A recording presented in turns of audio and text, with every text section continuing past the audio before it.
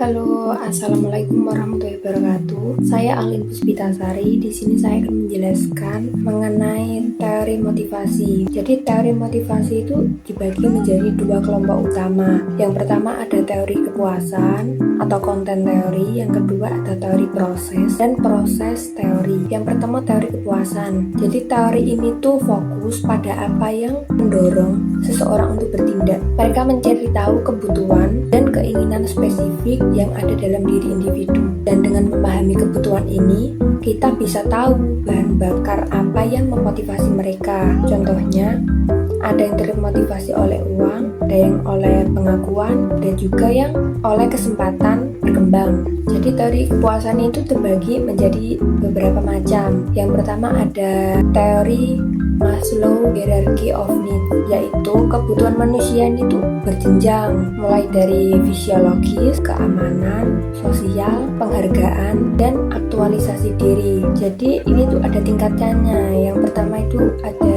fisiologis, ya seperti sandang, papan, hingga akhirnya nanti pada aktualisasi diri, tingkat yang paling tinggi. Jadi sebelum kita menuju tingkat-tingkatan itu, kita harus mulai dulu dari kebutuhan yang paling bawah dulu gitu. Yang kedua ada teori X dan Y. Jadi dua pandangan tentang yang teori yang pertama yaitu teori X itu lebih ke pandangan negatif ya. Jadi di sini tuh karyawan itu cuma termotivasi, cuma ingin mendapatkan uang. Jadi sebenarnya dia itu malas, terus intinya dia cuma termotivasi lah sama uang. Beda sama yang Y ini, dia lebih menikmati pekerjaannya, lebih bertanggung jawab, terus nggak malas juga gitu. Yang selanjutnya ada ERG teori. Jadi penyederhanaan Maslow jadi 3 kebutuhan ERG ini. Yang pertama adalah X, singkatannya existence, relentless, growth. Itu lebih fleksibel dan memungkinkan frustasi dan regresi.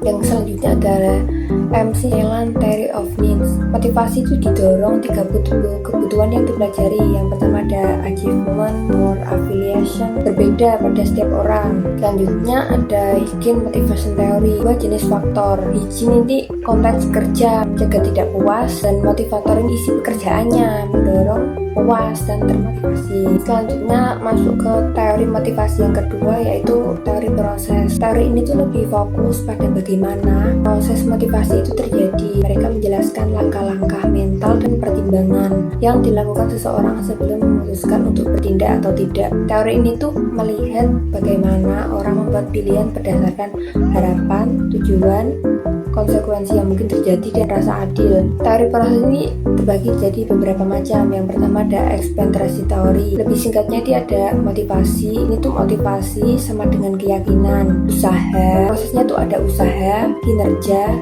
baru hasil.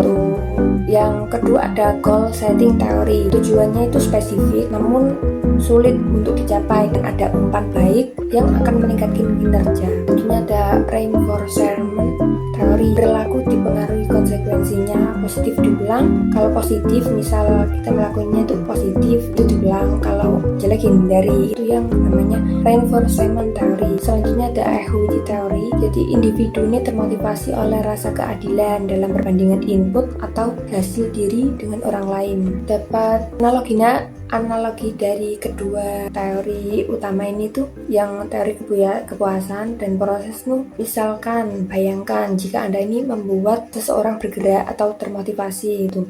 Jadi teori kepuasan ini tuh seperti mencari tahu apa yang dia sukai. Misalnya dia itu suka coklat, jika Anda menawarkan coklat, dia mungkin akan bergerak gitu, yang kayak lebih memuaskan lah. Yang kedua itu teori proses, seperti menjelaskan mengapa dia harus bergerak dan apa yang akan terjadi jika dia bergerak. Misalnya, jika kamu membantu saya memindahkan barang ini, maka kamu akan mendapatkan coklat kesukaanmu setelah selesai. Dan ini penting agar kita bisa melanjutkan perjalanan. Jadi yang kepuasan kan tadi kayak sukarela, kayak langsung saja gitu memberi coklat. Sedangkan yang teori proses itu kita menjelaskan dulu, kalau kamu membantu aku nanti kamu dapat coklat, ya kayak gitulah.